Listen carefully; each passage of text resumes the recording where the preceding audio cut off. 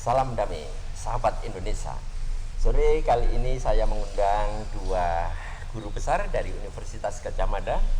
Yang pertama adalah Prof. Tata dari Fakultas Hukum Universitas Gadjah Mada, dan yang kedua adalah Prof. Indra Bastian dari Fakultas Ekonomi. Kali ini akan berbincang terkait dengan masalah mediasi. Selamat sore, Prof. Selamat sore. Selamat sore. Selamat malam sekarang untuk waktu Indonesia bagian timur. Bagian timur gitu ya. Oke. Nah, kita sore ini bincang-bincang santai terkait dengan masalah apa jadi mediasi. Mungkin bagi masyarakat di Indonesia ya, istilah mediasi itu ada yang pernah dengar, ada yang belum pernah dengar. Yang pernah dengar pun kadang juga tidak paham apa itu mediasi, ya kan begitu. Oleh karena itu saya pengen jadi tahu dari profesor berdua terkait dengan apa itu mediasi. Monggo dari Prof. Tata dulu, ya, apa itu mediasi? Terutama Prof. Tata ini guru besar, harus diperkenalkan sebagai guru besar mediasi. Iya, dan mediator jarang di Indonesia juga, ya kan satu begitu, orang ya. ini ya. Baik, terima kasih Dokter Suryono ini dokter gigi tapi malah sukanya itu main di mediasi. Nah, artinya kalau kita bicara tentang mediasi, mediasi itu kan sebenarnya sudah kita kenal sudah sejak zaman lama. Hanya saja kemudian setelah ini orang sering menyebutkan dengan mediasi.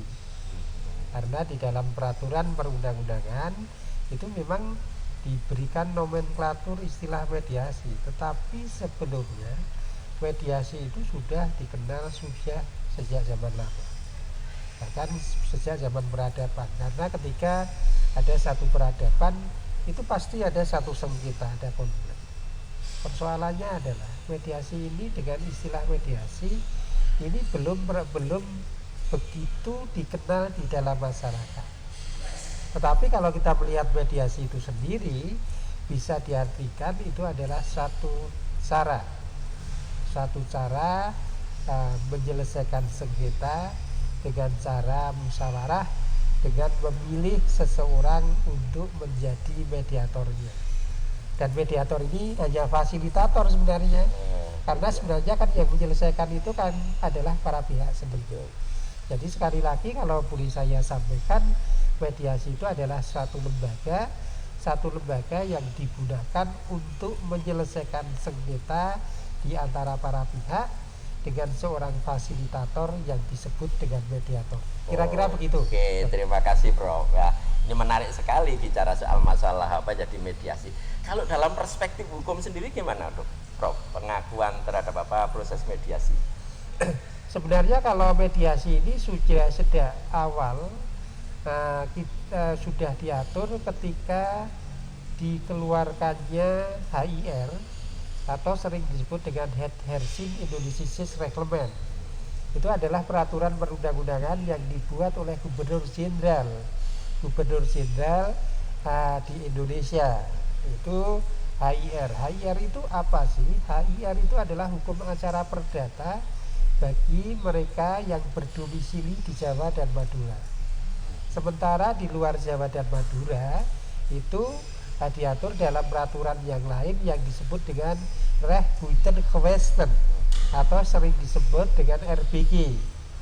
Di dalam HIR yang padanannya itu RBG itu diatur satu pasal tentang mediasi. Di situ dikenal dengan istilah perdamaian.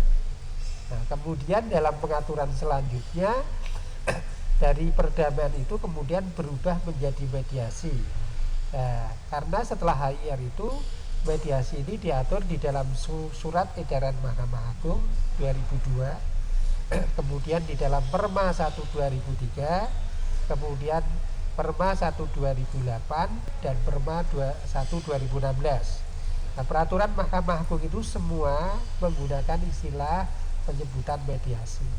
Jadi dalam tataran norma pengaturan tentang mediasi itu sudah diatur sejak zaman Hindia Belanda maupun setelah zaman kemerdekaan dalam bentuk peraturan Mahkamah Agung. Iya, cukup jelas pasti para pemirsa sekalian. Nah, berikutnya ini kita akan juga mewawancarai besar Fakultas Ekonomi yang sebenarnya juga akuntan ya kan itu, tapi juga sekali lagi terjun dalam bidang mediator juga ya kan begitu. Monggo Prof, kira-kira terkait dengan masalah mediasi apa yang jadi perlu disampaikan kepada khalayak Prof? Ya, tadi mensitasi dari Prof Tata itu menarik sekali loh, bahwa mediasi itu sudah ditentukan sejak zaman Hindia Belanda. Jadi sekitar 1800-an sudah masuk ke dalam struktur hukum kehidupan kita. Jadi kalau kita bayangkan 1850 berarti sejak zaman perang Imam Bonjol sudah ada itu. Imam Bonjol atau Diponegoro, karena Diponegoro 1825 sampai 1830. Ya. Nah, Imam Bonjol ini Ya. ini nenek moyangnya Prof Indra Bastian. Mungkin bisa cerita dia. Menarik ya, saya juga pernah dengar. Jadi kalau untuk jadi terkait dengan proses mediasi itu biasanya diperantarai oleh mediator gitu.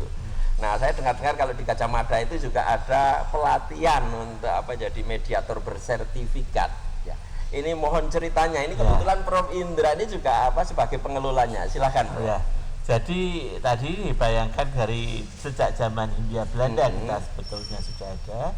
Kemudian nampaknya terjadi peralihan yang mendasar sejak 1950-an ini nampaknya jelas sekali, di mana litigasi menjadi lebih populer daripada mediasi. Ya, kita melihat pada tahun di 1900-an keputusan-keputusan litigasi itu masih di dalam dunia peradilan masih imbang lah sama mediasi. Sebenarnya dokumen-dokumen banyak mengatakan seperti itu, bahwa bisa diselesaikan antar pihak istilahnya. Nah, kemudian kita masuk di sekarang pada waktu kita tahun 2000-an ini, setelah reformasi ini kok malahan lebih tinggi betul ya tentang litigasi ini. Sehingga mau tidak mau terjadilah konsekuensinya. Satu, tumpukan perkara itu di Mahkamah Agung menjadi luar biasa. Yang kedua, terus kualitas ya otomatis. Karena tumpukan yang luar biasa, kualitasnya untuk mengambil keputusan menjadi beban yang terlalu berat buat para hakim.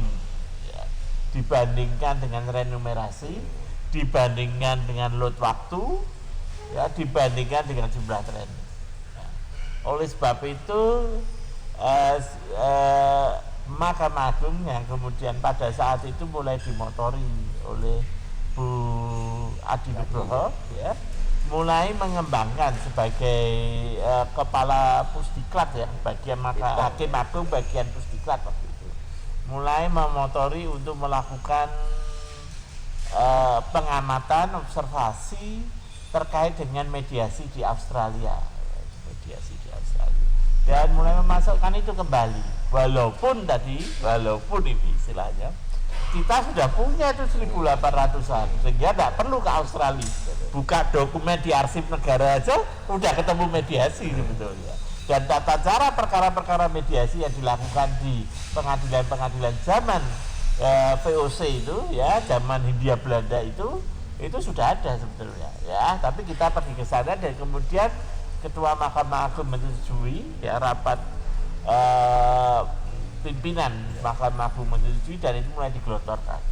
Sehingga muncullah peraturan Mahkamah Agung ya nomor 1 tahun 2008 ya, itu tentang bagaimana implementasi mediasi di pengadilan, sekaligus juga menjadi acuan bagaimana praktik mediasi di luar peradilan ya. Jadi di situ ini berkaitan dengan itu, perkembangan juga terjadi di Universitas Gajah Mada.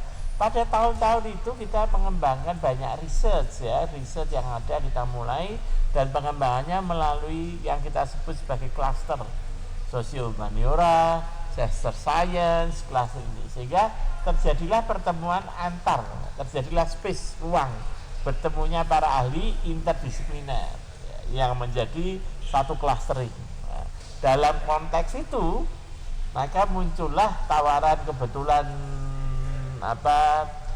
kontaks kita ya dengan pada waktu itu sekretaris Mahkamah Agungnya adalah masih Pak Nur Hadi. Pak Nur Hadi. Jadi menawarkan bagaimana kalau Gajah Mada mengembangkan mediasi. Nah, dalam posisi itu kita mengambil, kita sepakat, kita penuhi persyaratannya. Jadi bukan kita penuhi persyaratannya, dan akhirnya kita mendapatkan perizinan untuk membuka pelatihan mediasi bersertifikasi ya, terakreditasi oleh Mahkamah Agung. Ya, jadi tidak salah terakreditasi A ya Prof ya. Terakreditasi A, dan kemudian dalam perjalanannya dalam 8-10 tahun berikutnya mulailah ditata itu kembali, dan kita di Universitas Gajah Mada itu mendapatkan terakreditasi A dan menjadi model pengembangan pelatihan di mediasi di seluruh Indonesia. Nah, ini cukup baru ya, cukup sensasional. Jadi Prof Tata, kita ini kan orang daerah, kasus banyak di pusat. Jadi kalau begitu, tapi orang daerah ini lebih disiplin ternyata di dalam melakukan pelatihan mediasi, di dalam membahas kasus-kasus mediasi, dalam membangun database soal dan sebagainya, lebih disiplin, sehingga kita jadi model walaupun kita di daerah.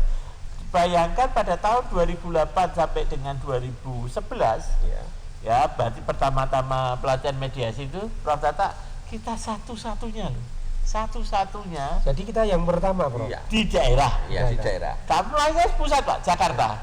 Kita satu-satunya di daerah. Dan perguruan tinggi negeri yang perguruan tinggi negeri. Wah, luar biasa. Jadi betul-betul istilahnya kita membantu pemerintahan Republik Indonesia dan membantu Mahkamah Agung dalam mensosialisasikan mediasi ini di masyarakat daerah seluruh Indonesia. Nah, kedua yang luar biasa ini daripada pusat mediasi ini, pusat mediasi di Gajah Mada ini adalah ini karena ilmu baru ya, teman-teman kita ini nampaknya Prof Tata happy to learn, happy to absorb the new things istilahnya. Jadi suka sekali belajar, suka sekali mengabsorb hal yang baru, sehingga mereka itu bersedia dalam bentuk-bentuk kelas-kelas kecil. Jadi pelatihan di Gajah Mada, Universitas Gajah Mada untuk mediasi itu kelasnya kecil, Pak. Kelas-kelas kecil kita lakukan, dan teman-teman kami di fakultas yang kami interdisipliner itu dengan happy untuk mengajar dan juga mempelajari yang baru ini dari waktu ke waktu, sehingga Pak Dr. Gigi Suryono ya tidak terasa ini sudah 12 tahun. 12 tahun ya. Oke, makasih Prof Indra. Ini kembali pada Prof Tata ini yang menarik, karena Prof Tata sendiri juga sebagai seorang trainer ya. Jadi selama proses training itu kira-kira yang menarik apa, Prof? Saya tentunya juga alumni Pusat Mediasi Indonesia UGM, dan nampaknya para alumni Pusat Mediasi UGM itu banyak yang tersebar, dan kemudian mereka membuat lembaga-lembaga pelatihan sendiri. Banyak hal yang menarik. Yang pertama tentunya SDM-nya. Dari berbagai testimoni pengakuan dari alumni PMI, kalau kemudian mereka mengatakan bahwa SDM yang ada di Pusat Mediasi Indonesia itu luar biasa, sangat menguasai materi, mereka menyampaikan dengan enak, dengan nyaman, sehingga para peserta itu bisa memahami dengan baik. Kemudian juga Pusat Mediasi Indonesia nampaknya tidak terlalu kemudian mengumpulkan peserta itu banyak dulu baru kemudian dilakukan pelatihan. Berbeda dengan mungkin pelatihan-pelatihan yang lain ya, harus kuotanya sekian. Nampaknya ciri ke UGM-an itu nampak betul. Artinya ada satu misi dari PMI itu untuk lebih memperbanyak mediator, untuk lebih banyak kemudian membantu pemerintah dalam hal ini adalah pengadilan, membantu menyelesaikan sengketa di pengadilan. Karena tadi apa yang disampaikan oleh Prof Indra Bastian, bahwa penyelesaian sengketa di pengadilan ini yang diharapkan itu seperti piramida. Jadi dari bawah perkaranya misalnya 100 perkara, di tingkat banding itu harusnya menjadi 60 perkara. Di Mahkamah Agung itu 20 atau 15 perkara. Tetapi fakta yang terjadi adalah penyelesaian perkara di pengadilan itu kayak pipa pralon. Terbalik atau gimana, Prof? Pipa pralon, jadi bawah, tengah, atas sama. Oh gitu. Kalau piramida kan harusnya gini. Oleh Jadi karena berat itu kan ya, Prof, kemudian Mahkamah Agung sendiri pusing. Tadi kan dikatakan oleh Prof. Indra Bastian bahwa Mahkamah Agung harusnya di tingkat Mahkamah Agung penyelesaian sengketa itu menjadi dikit. Sehingga kemudian betul apa yang dikatakan Prof. Indra Bastian, bahwa kemudian ada inisiasi Mahkamah Agung untuk membuat lembaga penyelesaian sengketa melalui mediasi yang sebenarnya itu sudah ada sejak zaman dahulu. Oleh karena itu kemudian 2008 itu mulai digemborkan diperkenalkan mediasi, tetapi sifatnya wajib, itu harus ada di pengadilan. Penyelesaian sengketa itu harus di pengadilan. Harapannya adalah perkara itu semakin lama semakin sedikit ke atas. Kemudian mereka Mahkamah Agung kemudian mengajak UGM, kemudian UGM langsung respon. UGM itu kalau seperti ini langsung respon karena selalu berpihak pada masyarakat. Masukan-masukan ke negara luar biasa. Didirikan pusat mediasi menurut saya sesuatu yang luar biasa, sangat membantu peradilan di Indonesia. Dan kemudian program baik cara pelatihan, kurikulum pelatihan, SDM yang mengajarkan itu sangat-sangat cukup bagus karena mereka SDM-nya SDM yang memang itu bergerak di bidang mediasi. Misalnya ada SDM mengajar dari PMI itu adalah dari background sarjana hukum, ada dari background ekonomi, ada background dari ISIPOL, ada bahkan dokter gigi. Karena memang sengketa itu banyak jenisnya, ada sengketa dagang, ada sengketa tanah, ada sengketa di antara dokter dan sebagainya. Kemudian yang kedua, kurikulumnya di PMI menurut saya luar biasa. Kurikulumnya nampaknya disiapkan betul oleh para founding father, oleh para pendirinya. Dan kemudian juga di situ ada prakteknya juga. Ini yang kadang tidak pernah dipikirkan. Karena mereka yang misalnya berbasis sarjana hukum barangkali mediasi diajarkan, tapi prakteknya di mediasi itu kayak apa? Pusat Mediasi Indonesia menawarkan role play. Jadi mahasiswa itu nanti akan bisa merasakan betul bagaimana dia suasana penyelesaian sengketa melalui mediasi, bagaimana menjadi mediator dan sebagainya. Di samping itu juga dalam pelatihan itu diberi gambaran dulu, digambarkan filmnya. Jadi ketika peserta, karena peserta mediasi itu tidak semuanya background sarjana hukum, ada background yang lain. Artinya ketika mereka sudah mempunyai gambaran lewat film itu, mereka bisa kemudian bisa menerima penyampaian materi oleh para pematerinya. Tinggal plak oh gini toh, gini. Itu oleh karena itu kemudian saya melihat pusat mediasi sebagai pionir di daerah yang menjadi lembaga pelatihan mediasi pertama di daerah. Dan mungkin nanti Prof. Indra Bastian bisa menyampaikan berapa sih alumninya, sangat luar biasa. Itu adalah suatu lembaga pelatihan yang sangat bagus. Mungkin itu. Makasih Prof. Ini menyambung apa yang tadi disampaikan oleh Prof. Tata terkait dengan ruang lingkupnya yang dikembangkan oleh Pusat Mediasi Indonesia UGM apa Prof. Indra? Dari 12 tahun perjalanan pusat ini, kita sudah mempunyai 3.000 alumni mediator. 3.000 Bro? 3.000 lebih. Ya, 2.800-an lah ya. Kita akan menginjak ke 3.000. Yang kedua, alumni kita tersebar di seluruh Indonesia dari Sabang sampai Merauke. Ya aneh lagi, seluruh jenis peradilan agama, peradilan tata usaha negara, peradilan umum, peradilan hubungan industrial, alumni kita masuk di sana. Peradilan syariah, alumni kita ada di sana. Jadi mereka ini betul-betul menjadi tombak ya, tombak bagaimana implementasi suatu konsep mediasi ini di lapangan. Berarti semacam ada spesialisasinya, Prof. Ya. UGM itu. Jadi luar biasa satu mediasi syariah. Teman saya ini beberapa alumni ini bahkan ketika dulu masih di Jawa pertama-tama, mereka di Jawa melihat hal itu kemudian membentuk kelompok namanya kelompok mediator syariah. Ini mengurusi masalah bunuh diri, perceraian anak-anak luar biasa. Dan ini 3 tahun terakhir ini kami melatih lagi di luar Jawa. Apa yang terjadi? Banyak pengadilan agama itu malahan menawari ada ruangan kosong di tempat saya. Silakan punya pos di sana. Jadi mereka dikasih, mereka dihormati untuk melakukan praktik itu.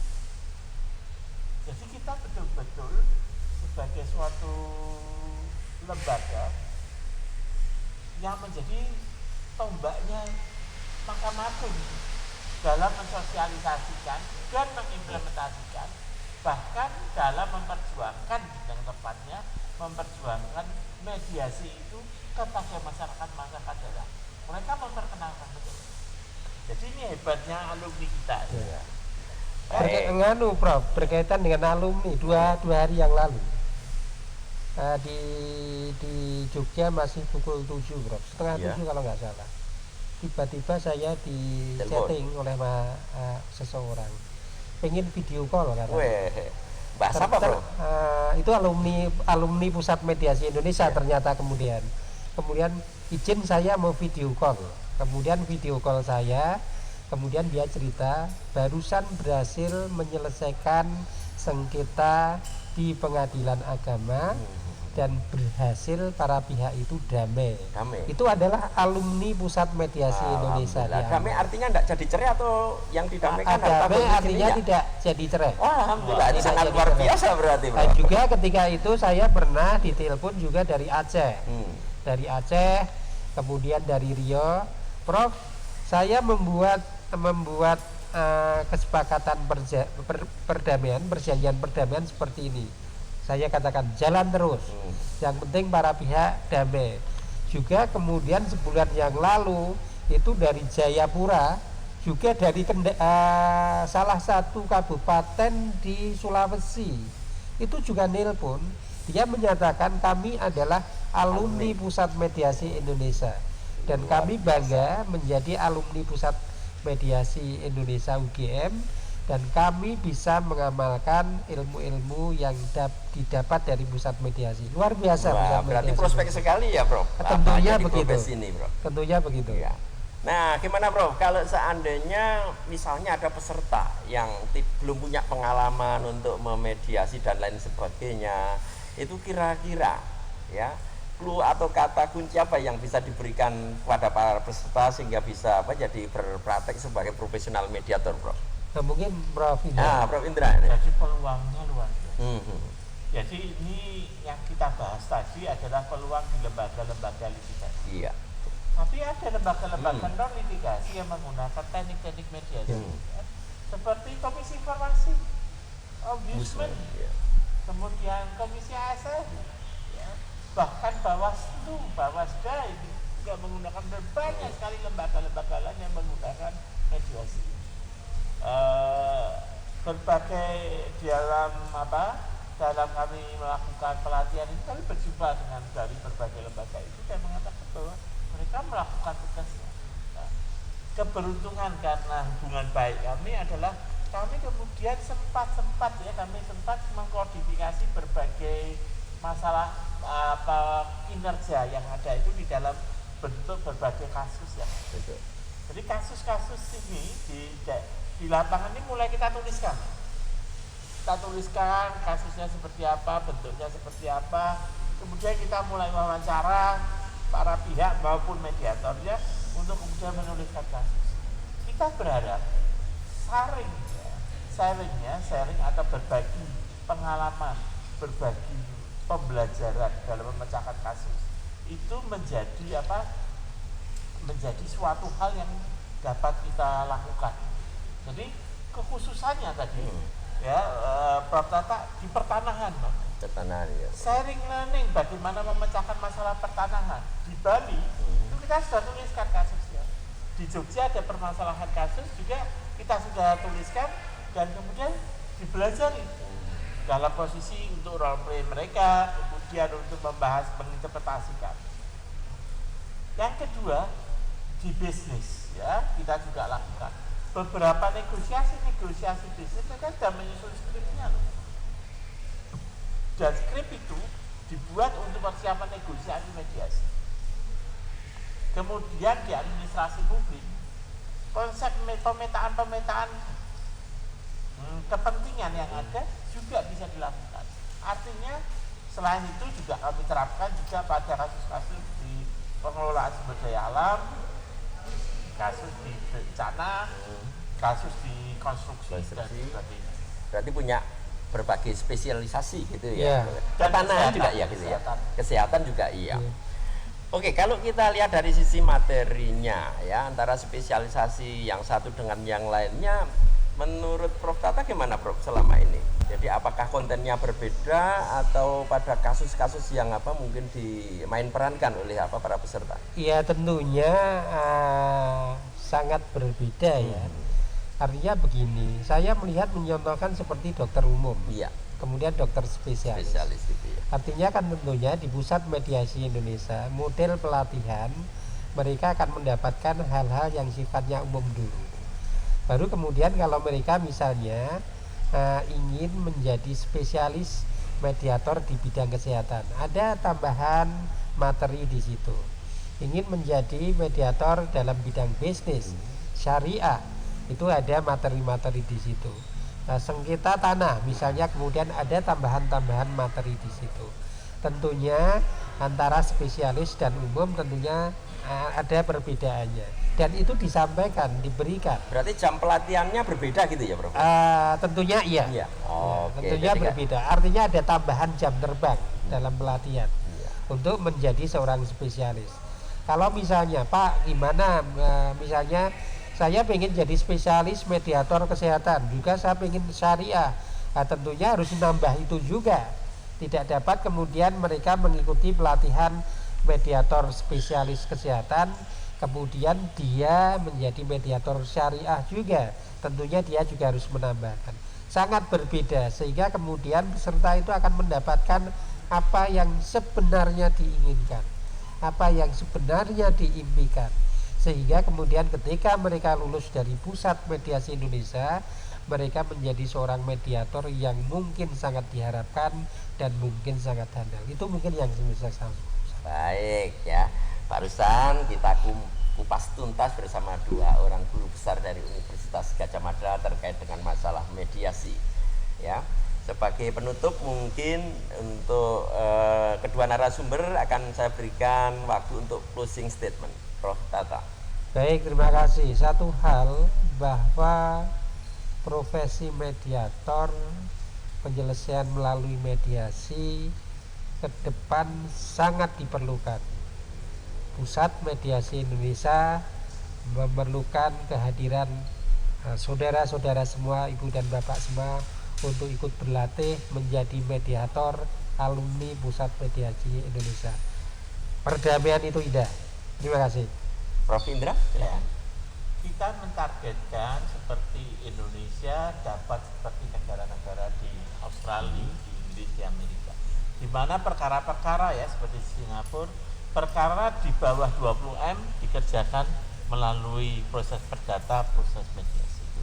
Jadi kita mempersiapkan para mediator kita itu untuk menjadi siap mengambil perkara-perkara di bawah 20M untuk diselesaikan secara mediasi, sehingga masyarakat Indonesia tidak perlu menunggu terlalu lama dalam proses litigasi, tetapi menyelesaikan perkaranya dengan proses mediasi, bekerja sama kembali untuk mensejahterakan masyarakat. Oke, terima kasih Prof Indra. Baik pemirsa sekalian, bincang kita terkait dengan mediasi sore hari ini bersama dua guru besar dari Universitas Gadjah Mada yang sekaligus beliaunya adalah mediator bersertifikat dan trainer mediator ya. Kita akhiri sampai di sini.